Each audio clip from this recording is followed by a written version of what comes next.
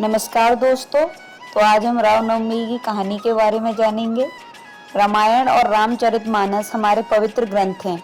तुलसीदास जी ने श्री राम को ईश्वर मानकर रामचरितमानस की रचना की है, किंतु आदि कवि वाल्मीकि ने अपने रामायण में श्री राम को मनुष्य ही माना है। तुलसीदास जी ने रामचरितमानस को राम के राज्य अभिषेक के बाद समाप्त कर दिया है। वहीं आदि कवि श्री वाल्मीकि ने अपने रामायण में कथा को आगे श्री राम के महाप्रयाण तक वर्णित किया है। महाराजा दशरथ के पुत्र प्राप्ति हेतु यज्ञ आरंभ करने की ठानी। महाराज की आज्ञा अनुसार श्याम कर्ण घोड़ा चतुरंगिनी सेना के साथ छुड़वा दिया गया।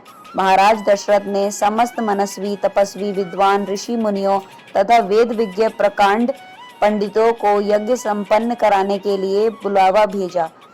निश्चित समय आने पर समस्त अभ्यागतों के साथ महाराज दशरथ अपने गुरु वशिष्ठ जी के तथा अपने परम मित्र अंग देश के अधिपति लोभपाद के जमाता श्रृंग ऋषि को लेकर यज्ञ मंडप में पधारे।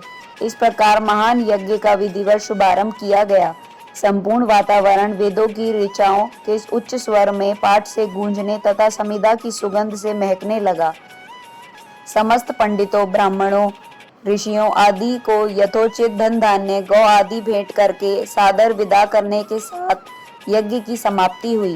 राजा दशरथ ने यज्ञ के प्रसाद चरा को अपने महल में ले जाकर अपनी तीनों रानियों में वितरित कर दिया। प्रसाद ग्रहण करने के परिणाम स्वरूप तीनों रानियों ने गर्भ धारण किया।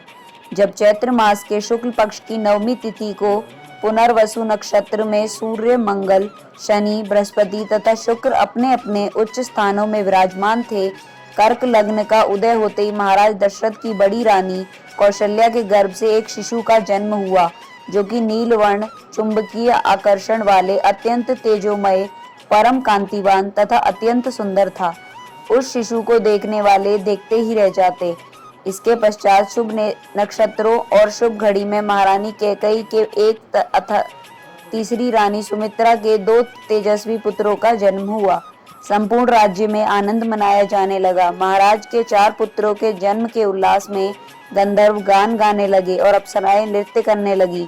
देवता अपने विमानों में बैठकर पुष्प वर्षा करने लगे। महाराज ने उन्मुक्त हस्त से राजद्वार पर आए भाट, चारण तथा आशीर्वाद देने वाले ब्राह्मणों और याचकों को दान दक्षिणा दी। पुरस्कार में प्रजाजनों को धन धान्य तथा दरबारियों को रत्न आभूषण प्रदान किए। 4 पुत्रों का नामकरण संस्कार महर्षि वशिष्ठ के द्वारा किया गया तथा उनके नाम रामचंद्र, भरत, लक्ष्मण और शत्रुघ्न रखे गए। आयु बढ़ने के साथ ही साथ रामचंद्र गुणों में भी अपने भाइयों से आगे बढ़ने तथा प्रजा में अत्यंत लोकप्रिय होने लगे।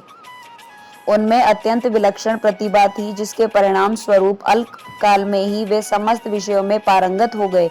उन्हें सभी प्रकार के अस्त्र शस्त्रों को चलाने तथा हाथी, घोड़े एवं सभी प्रकार के वाहनों की सवारी में उन्हें असाधारण निपुणता प्राप्त हो गई। वे निरंतर माता पिता और गुरुजनों की सेवा में लगे रहते थे।